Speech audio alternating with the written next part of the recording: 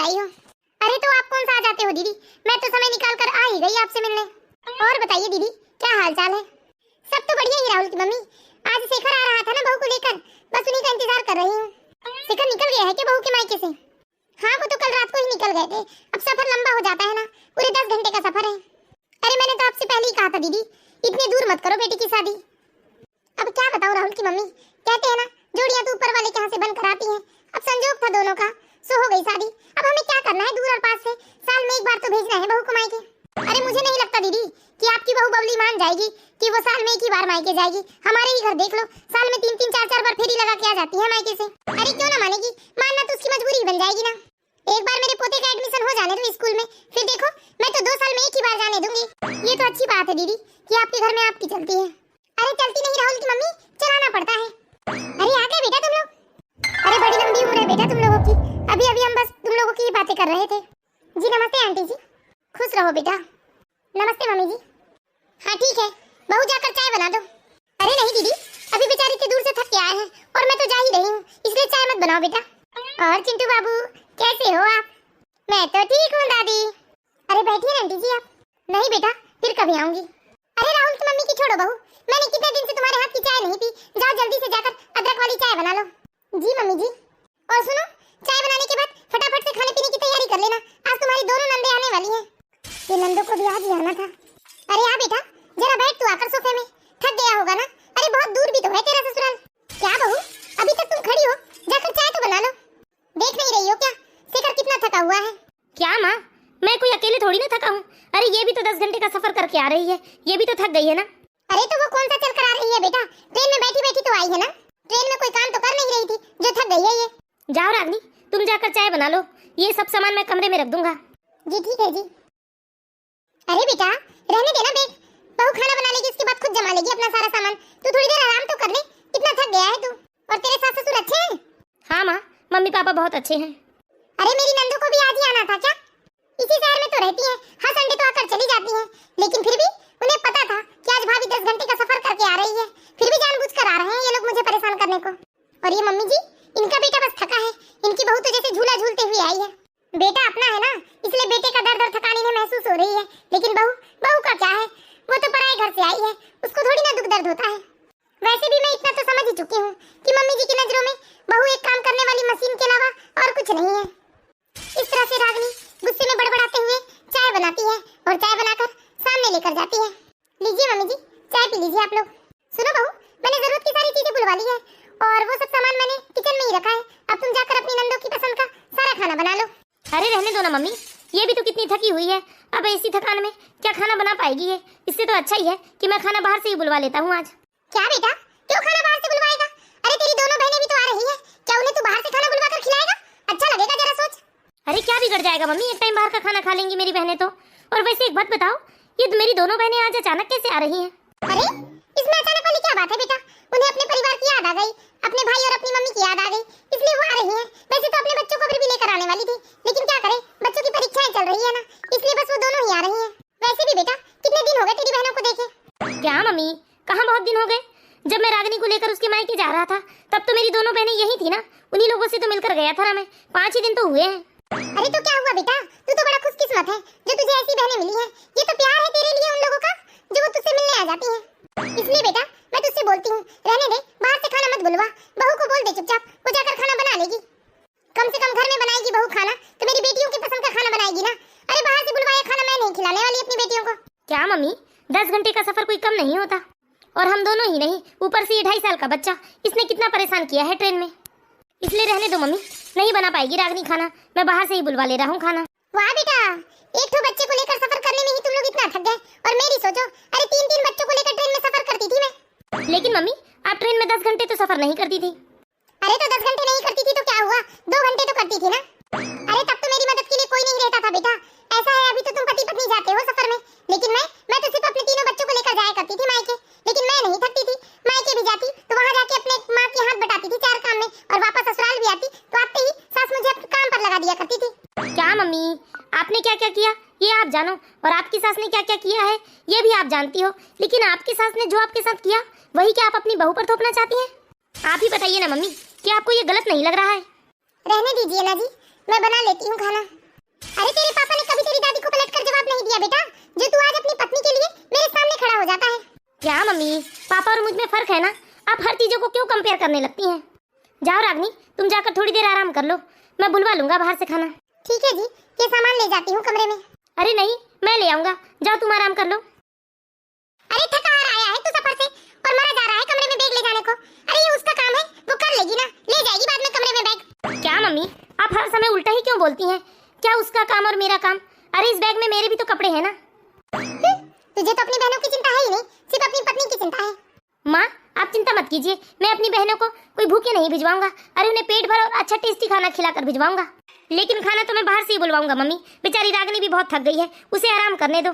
बस तू तो रागनी के आगे पीछे घूम ले, थक गई है थक गई है। अरे ऐसा कैसा थक गई है वो?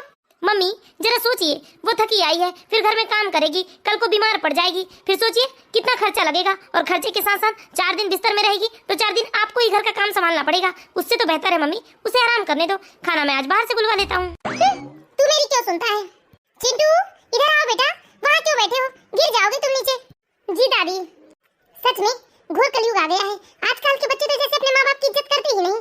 अरे एक वो हमारा भी जमाना था जब हमारे सास ससुर हमें चाहे जितनी भी खरी खोटी सुना ले, लेकिन हमारे पति की मजाल कि वो कभी एक शब्द अपने माँ बाप के खिलाफ बोल ले। लेकिन ये आजकल के बच्चे तो माँ 2 बोलेगी और ये 4 बोलने लगते हैं। बहुत ज्यादा ही सिर पर चढ़ाते जा रहा है अपनी बीवी को। ऐसा ना हो कि एक दिन ये मुझे ही घर की नौकरानी बना दे। मम्मी मम्मी, अरे लगता है मेरी बेटी आ गई। हाँ बेटा मैं कमरे में हूँ। अरे जल्दी से जाती हूँ, कितने दिनों बाद मैं आज अपनी बेटियों को देखूंगी। आ गए बेटा तुम लोग? हाँ मम्मी कैसी हैं आप?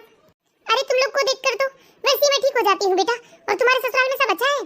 हाँ मम्मी, वैसे पापा जी को थोड़ी बीपी प्रॉब्लम हो गई है और मम्मी जी को कुछ दिनों से खांसी आ रही है। मैंने बहुत अच्छा किया बेटा जो तुम दोनों की शादी एक ही घर में की हो, कम से कम दोनों मिलकर अपना इतना बड़ा परिवार तो संभाल लेती हो। हाँ मम्मी, हम दोनों एक दूसरे की मदद करते हैं और दोनों मिलकर रहते हैं। लेकिन मम्मी कभी कभी दीदी मुझे बहुत डांटती है। अरे चुप कर छोटी, क्या मैं तुझे कभी बिना गलती के डांटती हूँ?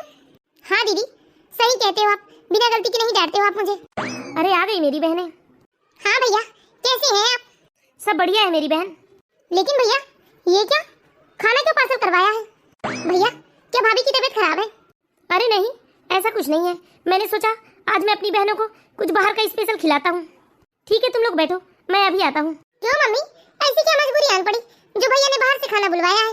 अरे आजकल की बहुओं को तो अपनी नंद के लिए खाना बनाना जैसे बोझ लगने लगा है। लेकिन ये क्या बात हुई मम्मी, भाभी भी तो खाना बना सकती थी ना, क्या भैया नहीं बोल सकते थे उन्हें कि खाना बना लो? अरे ये सब तुम्हारे भाई का ही तो किया धरा है बेटा, अपनी पत्नी को अपने सिर पर बिठाया जा रहा है।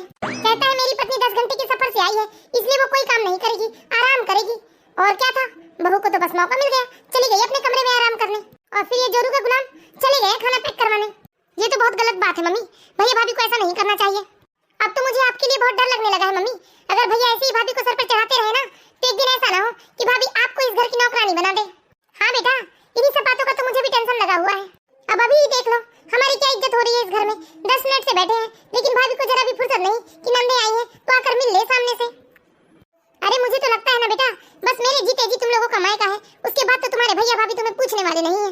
लेकिन तुम लोग अपना दिल छोटा मत करना बेटा, अरे मैं जीते जी तुम लोगों को इतना सब कुछ दे दूंगी ना कि मेरे मरने के बाद तुम लोग यहाँ नहीं भी आए तो तुम्हें कोई फर्क नहीं पड़ेगा। अरे नमस्ते दीदी, कैसी हैं आप लोग? हाँ भाभी हम लोग तो अच्छे हैं। चलिए दीदी खाना खा लीजिए आप लोग। हाँ भाभी वैसे भी खाना बाहर से बुलवाया है, अगर देर से खाएंगे तो खाना ठंडा हो जाएगा ना, चलिए खा लेते हैं। या क्या पता भाभी खाना खराब भी हो जाए। चलिए दीदी, इस तरह से रागिनी की नंद रागिनी को ताने मारती है और खाना खाने अंदर चली जाती है। तो बताओ मजा आया ना तुम्हें खाना खा के? बहुत स्वादिष्ट खाना था ना?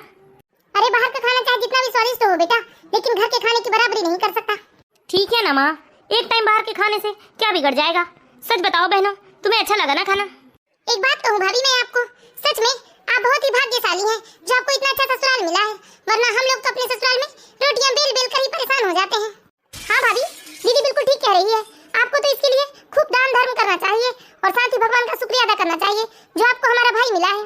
कम से कम भैया आपकी थकान तो समझते हैं कि सफर से पत्नी थकी हुई है तो बाहर से खाना मंगवा लो, वरना ज्यादातर ससुराल में तो ऐसा कुछ होता नहीं है भाभी, ये आप भी अच्छे से जानती हो। क्या दीदी ज्यादा दूर जाने की क्या जरूरत है, अपने ही घर का ले लो ना। अगर हम सफर से भी आते तो हमारे यहाँ ऐसा होता क्या कि कोई बाहर से खाना बुलवा लेता? अरे खाना हमें ही बनाना पड़ता दीदी। हाँ छोटी तू बिल्कुल ठीक कह रही है। अरे क्या बेटा सब लोग